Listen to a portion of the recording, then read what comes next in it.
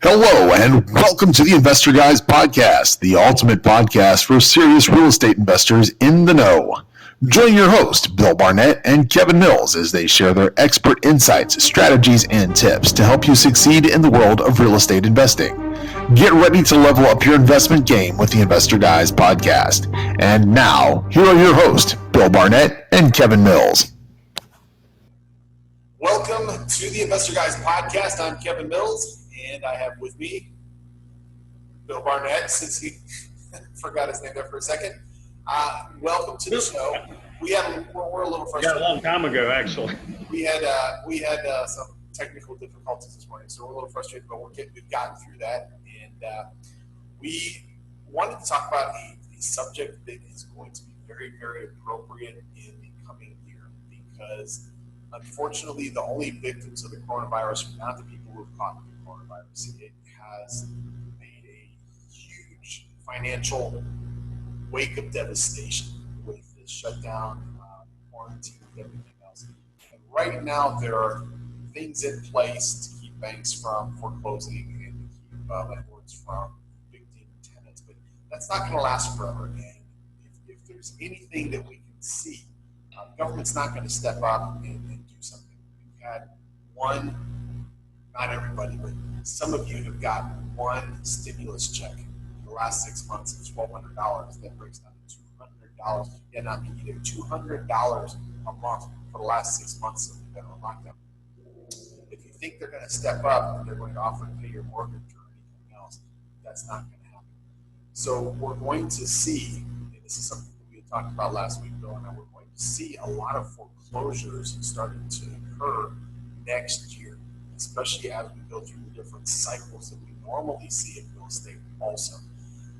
So we wanted to talk about pre-foreclosures, and I'm going to hand the ball off to Bill because I feel like I've been talking too much already.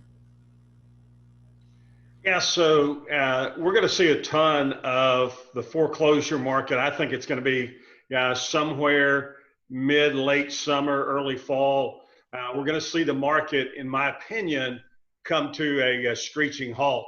We're already seeing prices go up. We're already seeing, prices go down. We're already seeing the days on market lengthen out. We're already seeing more foreclosures happening. Now, what's in the market right now are properties that have already been foreclosed on.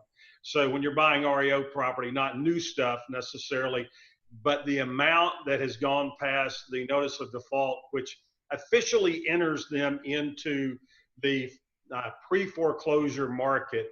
That says the bank or the mortgage company, once they file notice of default, they go, okay, you're behind, you're not getting caught up, and we're moving forward. So all of those timelines that you hear about 21 days in the state of Texas, shortest in the nation, true. However, they have to have certain notifications prior to the 21-day clock starting to count down. So it really ends up being 3-4 months. It's that way all over the country. Nobody's going to be able to file one and get one done in a very, very, very short amount of time. However, it gives the homeowner an opportunity to get caught up, to rectify, to modify, to do whatever they need to do to save this property.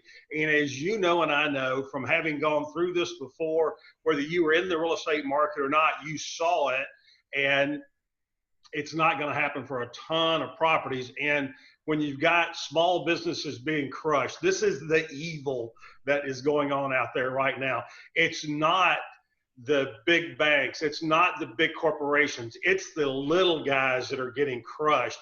And that's what just makes me want to puke with everything that's going on, because it's all extending this nonsense with the coming back online, because it's not going to hurt General Motors and Ford and Apple and Amazon and Walmart. It's not going to kill those. It's going to kill all these little mom and pop restaurants, all these little mom and pop shops. And that's what they want to have happen, is they want to destroy business in America, because mark my words, they're coming after our property next. Once the guns are gone, private ownership of property is right down the line. And I'm getting fired up and preaching here. You better get sure that you get some business going so that you can get away from having all of this control on you. If you're working for somebody else, now you're taking a government check. Man, let's get out there and get standing up so that we can do something different, not have to rely on the government. A good way to do that is to be participating in the foreclosure market, whether it's been foreclosed on already, then you're just dealing with a bank or a mortgage company or the government. If it hasn't been foreclosed on already, you may be able to help somebody save some of their credit. You may be able to help them save some of their equity, because look, once they get foreclosed on, that equity's gone. So they could have a significant amount of their personal net worth tied up in their home. And if they do get foreclosed on, all of that disappears. So one of the things that we try to do when we're talking to people that are in pre-foreclosure is join together and work together to overcome the foreclosure so that we can stop it first, and then so that we can save whatever credit they have left. And we do that by working with them. Now look, they have to get out of the property. I don't mess with it. You do it however you want to do it. Kevin will agree with me. You don't want to leave them in the property. You're going to get, you'll get burned 99% of the time there. And the reason that I don't do that is, look, this bank or this mortgage company that is holding their note is a significantly larger legal entity than I am. And they've already shown they're not afraid of the bank or the mortgage company, whether it is circumstance like what we have right now with 1 million and so people, circumstance or not, they just can't make the payment. That's not going to start magically because now we are the note holder. So we own their note, not going to change anything. So I don't mess with anybody. And I just tell them up front, look, you've got financial problems. I get that, been there, understand it. Don't have any issues with that at all. But I can't afford for your financial problem to become my financial problem. I can do everything I can to help you out of this and to find a way to straighten it out so that you can move forward, but I can't afford for it to become my problem. So what we're going to do is we're going to talk to them in pre-foreclosure when we can. And a lot of times there's a reality check that has to happen for people. They have to understand that this isn't changing. The only way that it's going to change is that there's going to be a big check written to their bank or mortgage company to catch up the mortgage. Banks and mortgage companies don't want these properties. They would much rather have the notes reinstated and have those loans start performing. So once we understand that, and homeowners sometimes have a really hard time with that. Once we understand that that's not the mode of operation for the bank or the mortgage company, then what we can look at is, all right, how do we come around to making this thing work? Now, again, I've already said they got to be out of the house. Now it's just a process of how much money do I have to put into the property to stop the foreclosure? And that just becomes a line item, just like if you were doing a rehab or a flip property. Everything on your budget is a line item. This catch-up money is a line item. So I'm looking at a normal, whether I flip the property or not, I've got to go through this mentally, have to go through this flip exercise to see what the profit is in the property. So I want to look at, all right, what's the ARV on it, the after repaired value. This is not a hard process. Just want to look at the ARV. I'm going to get that from the comps. What's this property going to be like in tip-top shape? Not what it's like today. I need to know what it's like in tip-top shape so that I can see, is there an opportunity to increase the value here? If there is, then I'm interested. If there's not, there better be a massive amount of equity in it. And unfortunately, the only way it's going to get our interest in it is some of that equity is going to have to be walked away from by the homeowner for us to be willing to come in and catch it up. So that's what we look at, Kev. We want to get in there and get it stopped and then see where we can go from there. Let's take a quick break here, Bill, and we'll come back and we'll resume this in just a second. Thank you for watching the Investor Guys podcast. Absolution X, limited editions, lifestyle apparel like none other. Get yours today at absolutionx.com. Live the resort lifestyle every day with Cayman K. The perfect pieces for every wardrobe. Shop the entire Cayman K collection and find your favorites. Find all our styles at caymank.com. reallykevin.com. Weekly recorded coaching sessions. Learn, grow, find resources, opportunities and more. You'll find it all at reallykevin.com. Oh yeah, I didn't even set my clock. That was probably one reason why. We're back. We're back. And welcome back. Before the break, just before the break, Bill's going over. Well, actually, I'm going to rewind. Before the last topic, you brought up a good point, and we have the ability to bring our economy back ourselves. If you are sitting at home on your couch waiting for that next stimulus check or collecting that unemployment with the $600 extra that ran out, if that is what you think is the right thing to do, that is not going to build our economy. We have the ability to get out and do something ourselves to build this economy. I have seen people, and we've talked about this before, Bill and I, people are now doing face masks with different things on it. They are capitalizing on the situation at hand.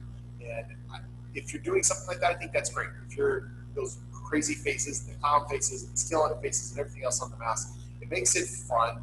It gives people a chuckle. That's awesome. If you're charging $20 for a mask because people can't find them someplace else, then shame on you. You're not doing the right thing. But we have the ability to get out and make our economy better. If you're sitting on your butt and doing nothing, you're part of the problem and not part of the solution.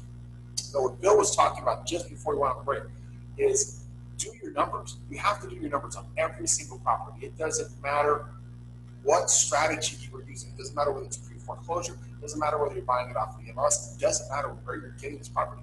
You have to do your numbers, and the numbers have to work. If it doesn't work, walk away from it. I'm sorry for the person who's losing their home, but it has to work for you. You don't need to lose it also because it doesn't work for you. Now, what a lot of people don't realize is you catch a pre-foreclosure in a lot of different stages. And Bill probably, like myself and other investors, have caught it before they've even gone to NOD.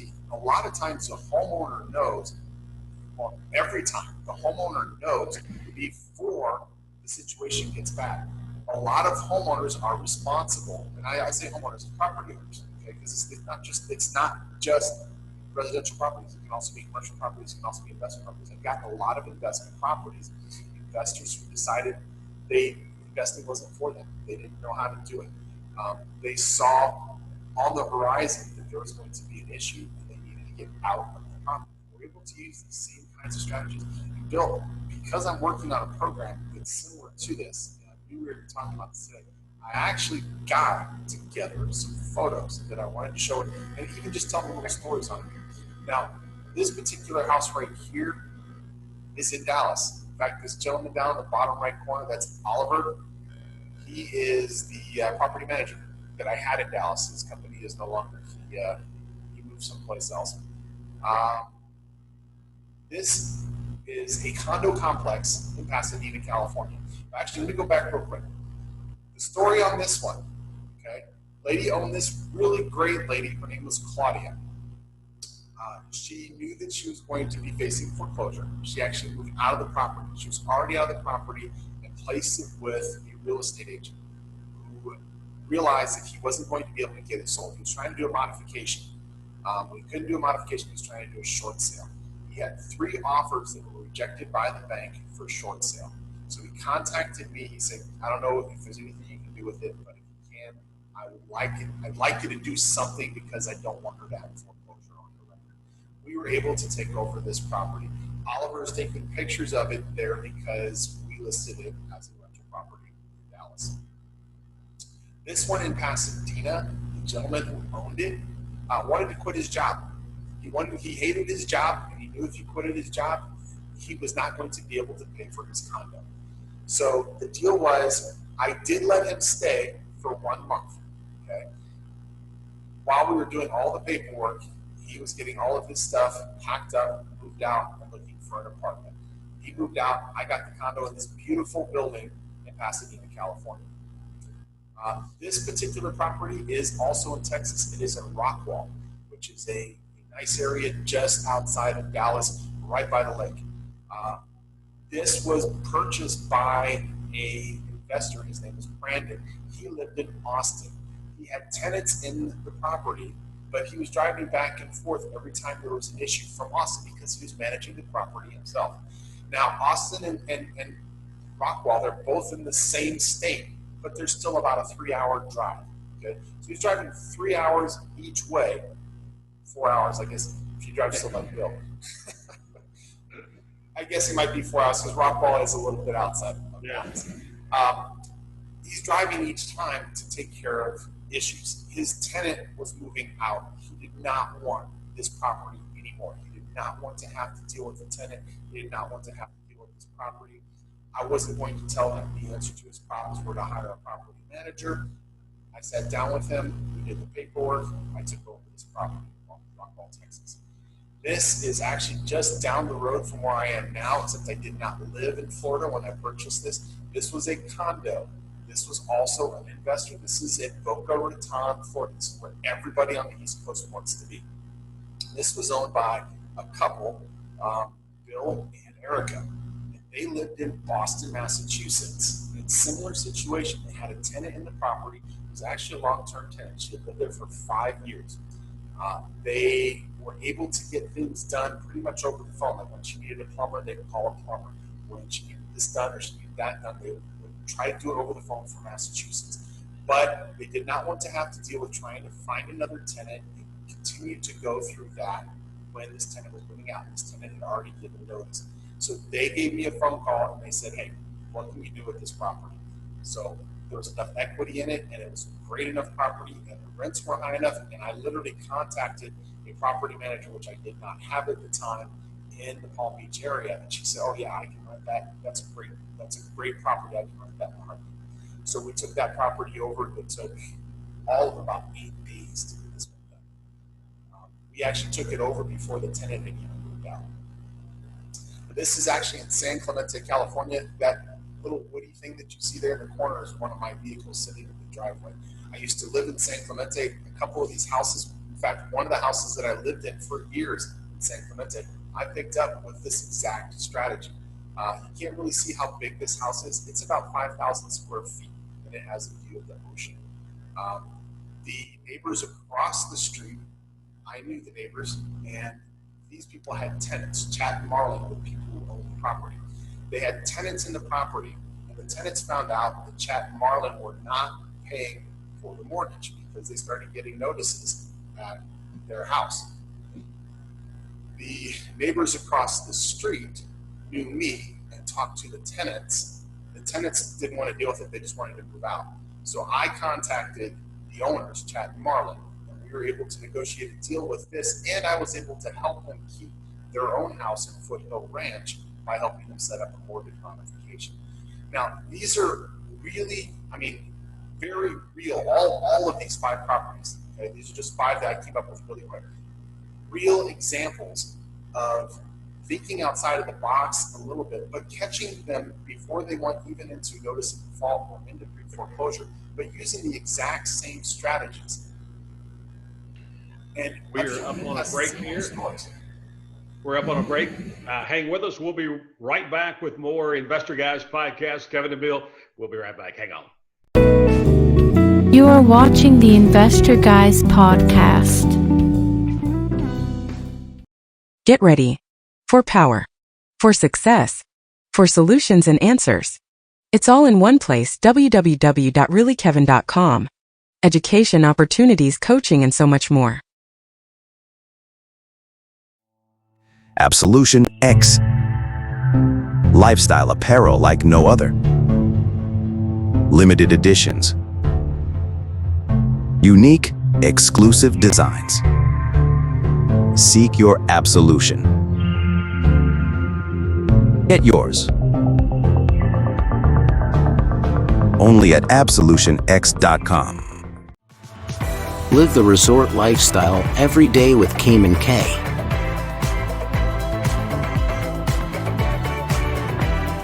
the perfect pieces for every wardrobe. Shop the entire Cayman K collection and find your favorites.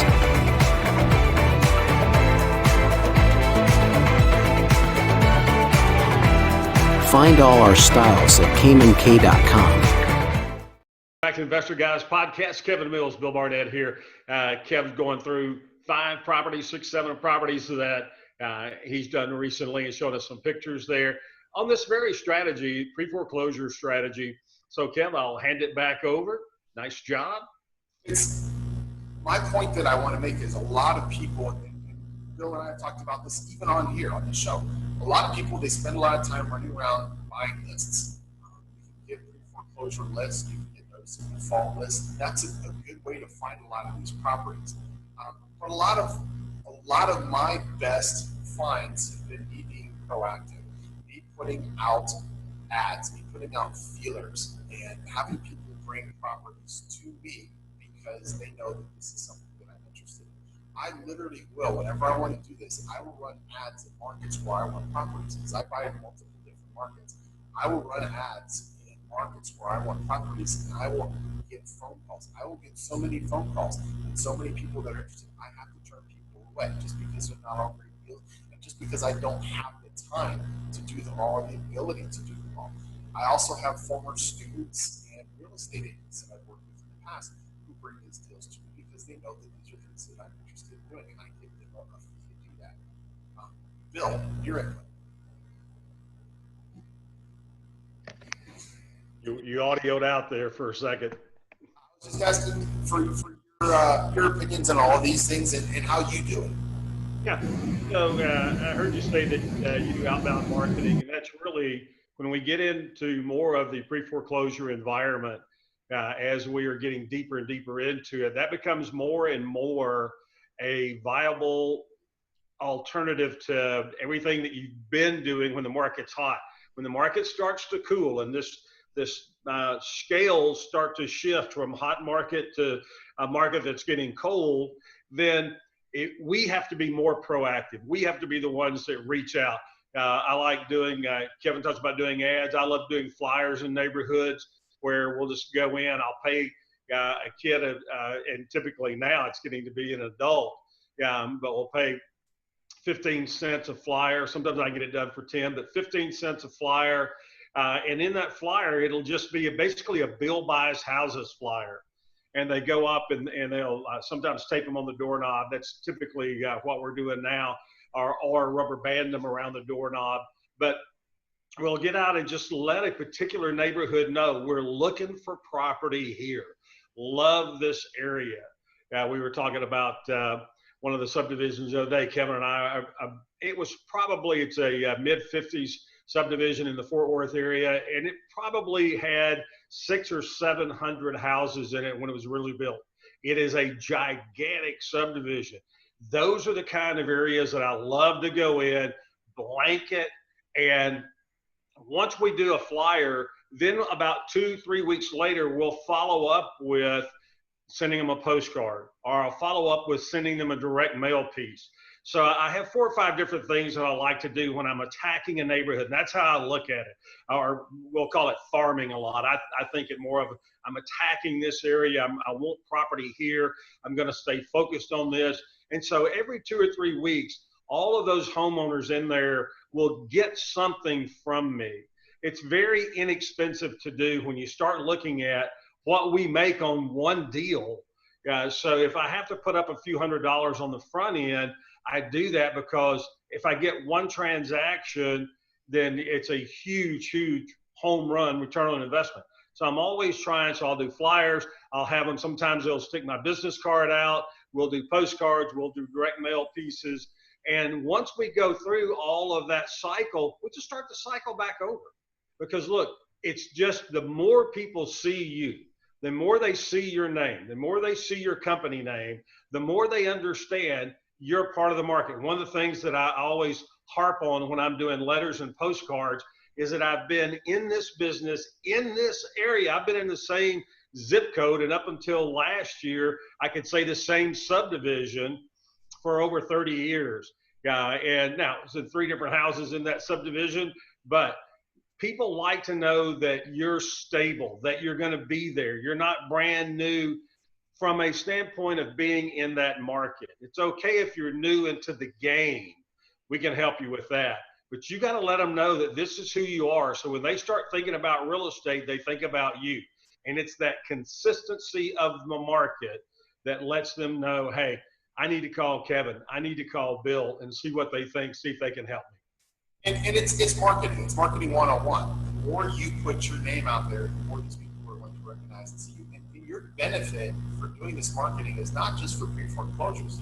You're saying, I buy houses. So you're finding houses that are flips that don't have any notices of default on them. You're finding people who have to move out in a hurry because they were offered a job someplace else. They don't have the time to deal with it. You're finding multiple different types of properties in a market or in an area, a subdivision, as Bill said, that you're interested in. One of the things that I do, and Bill said, we send things out all the time. I send things out, but I send out I call them cookie pens. Okay, it's a wide, fat pen. It's got like a silly googly face on it, and the hair is crazy, and it's an eraser for the pen. And I send it out, and on the back side of it, it has my information. And I'll mail that out once or twice a year. And it's something people use and they write with. It's their cookie pen. The kids are playing with it. My name is on the back. They know when they see that cookie pen who gave them that cookie pen. I will do the same thing. I'll send things out to them that are things that they're going to keep. A magnet calendar on their refrigerator. I work with marketing companies in the area that will actually contact the local pizza restaurant, local restaurants, that kind of thing. The calendar will actually have those advertisers on the side of it, but my name will be a big part of the top that says, I buy houses. It could sit on their refrigerator for a year, for 2 years, for 3 years, for 4 years, for 5 years. Every year they get a new calendar. And then 5 years later, they're like, you know what? I never thought of it, but I've been staring at this guy's thing now, and I'm ready to sell my house. Let me give him a call first, because he's been there. It is consistency, and if you have an area that you want to farm, like Bill was saying, be consistent. It doesn't have to be expensive. Those cookie pens cost me less than 3 cents a piece. It costs me more to mail them out than the actual pen. Do a bulk mailing campaign, and it's not that expensive. It's less than 20 cents. Per piece. There are ways to get ahead of it. What's that? We're up on break here. Time to wrap up this episode. And thanks everybody for being part of the Investor Guys podcast today. Kevin, as always, thank you, brother, for sharing your insights. Talk about. And we will see everybody Wednesday. Guys, take care. Thank you for tuning in to the Investor Guys podcast. We hope you enjoyed today's episode. Don't forget to subscribe and stay updated on the latest trends and insights in the world of real estate investing. Also, don't forget to check us out and see all of our episodes at theinvestorguyspodcast.com. Email us, contact@investorguyspodcast.com. Remember, the key to financial success lies in staying informed and taking action. Stay tuned for our next episode, and until then, happy investing.